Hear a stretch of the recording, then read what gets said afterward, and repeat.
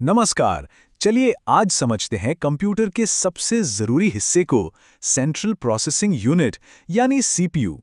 ये एक पूरी तरह से एग्जाम ओरिएंटेड सेशन है जिसमें हम सिर्फ उन जरूरी बातों पर फोकस करेंगे जो आपको स्कोर करने में मदद करेंगी। तो हम इन 5 हिस्सों में सीपीयू को समझेंगे। सबसे पहले ये है क्या, फिर देखेंगे इसके मुख्य भाग कौन कौन से हैं, ये काम कैसे करता है, इसकी स्पीड किन चीज़ों पर डिपेंड करती हैं, और आखिर में परीक्षा के लिए सबसे ज़रूरी वन लाइनर्स।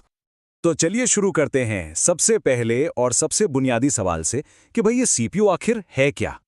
सीपीयू को कंप्यूटर का दिमाग कहा जाता है।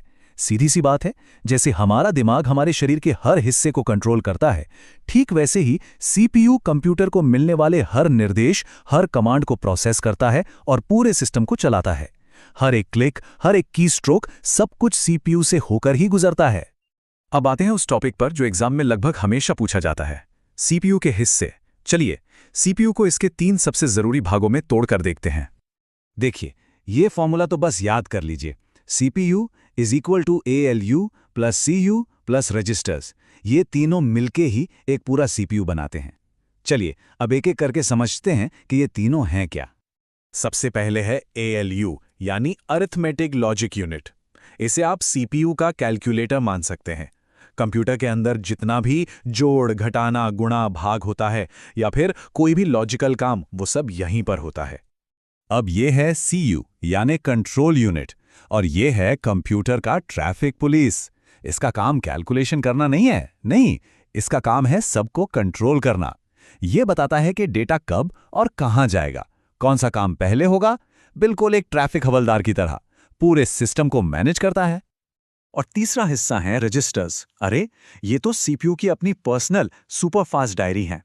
ये बहुत छोटी और इतनी तेज मेमोरी यूनिट्स होती हैं जो ठीक सीपीयू के अंदर ही मौजूद होती हैं। जिस भी डेटा पर अभी अभी काम करना है वो यहीं रखा जाता है, सबसे तेज। तो हमने ये तो देख लिया कि सीपीयू के हिस्से क्या हैं, पर सवाल ये है कि ये तीनों मिलकर काम कैसे करते हैं। चलिए देखते हैं इनकी वर्किंग साइकिल को। सीपीयू का काम ना एक साइकिल में चलता है। बस 3 स्टेप्स हैं जो बार बार दोहराए जाते हैं। पहला फेच, मतलब मेमोरी से निर्देश उठाओ। दूसरा डिकोड, मतलब समझो कि उस निर्देश का मतलब क्या है। और तीसरा एग्जीक्यूट, मतलब उस काम को कर डालो। बस यही साइकिल घूमता रहता है लाखों करोड़ों बार हर सेकेंड। ठीक है, काम कैसे होता है ये तो समझ आ गया, पर एक सीपीयू दूसरे से तेज क्यों होता है? क्या चीज है जो इसकी परफॉर्मेंस तय करती है? सीपीयू की स्पीड को नापते हैं गीगाहर्ट्ज यानी GHz में। इसका सीधा सा मतलब है कि वो 1 सेकंड में कितनी बार वो फेच, डिकोड, एग्जीक्यूट वाला साइकिल पूरा कर सकता है। तो जाहिर है जितने ज्यादा गीगाहर्ट्ज उतना ही तेज सीपीयू। अब ये वाला कॉन्सेप्ट तो बहुत ही मजेदार है। सोचिए एक किचन में बस एक बावर्ची है, वो एक बार में एक ही डिश बना पाएगा, है ना? ये हो गया सिंगल कोर सीपीयू। अब सोचिए उसी किचन में 4 बावर्ची हैं, वो एक साथ 4 डिश बना सकते हैं। बस यही है मल्टी कोर सीपीयू। जितने ज्यादा कोर उतना बढ़िया मल्टीटास्किंग। अच्छा, अब बात करते हैं कैश की। ये सीपीयू के अंदर की एक बहुत ही खास और सुपर फास्ट मेमोरी है।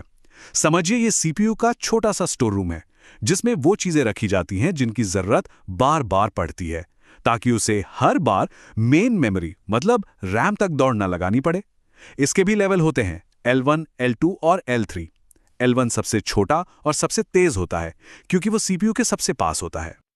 चलिए अब आते हैं सबसे जरूरी हिस्से पर, वो वन लाइनर्स जो सीधे सीधे एग्जाम में आते हैं। फटाफट एक क्विक रिवीजन करते हैं। पहला और सबसे बुनियादी पॉइंट, सीपीयू कंप्यूटर का दिमाग है। दूसरा, ये फॉर्मूला हमेशा याद रखिए, सीपीयू ALU कंट्रोल यूनिट और रजिस्टर्स से मिलकर बनता है।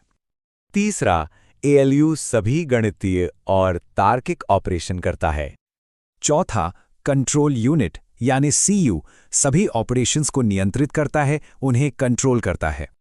पांचवा, सीपीयू का कार्यचक्र है फेच, डिकोड, एग्जीक्यूट। ये 3 स्टेप्स बहुत महत्वपूर्ण हैं। छठा, सीपीयू की स्पीड हर्ट्ज में मापी जाती है। सातवां, कैश मेमोरी सीपीयू के अंदर की सुपर फास्ट मेमोरी होती है। और आठवां, रजिस्टर्स कंप्यूटर की सबसे तेज मेमोरी यूनिट्स होती हैं। याद रखिएगा, ये कैश से भी तेज होती हैं।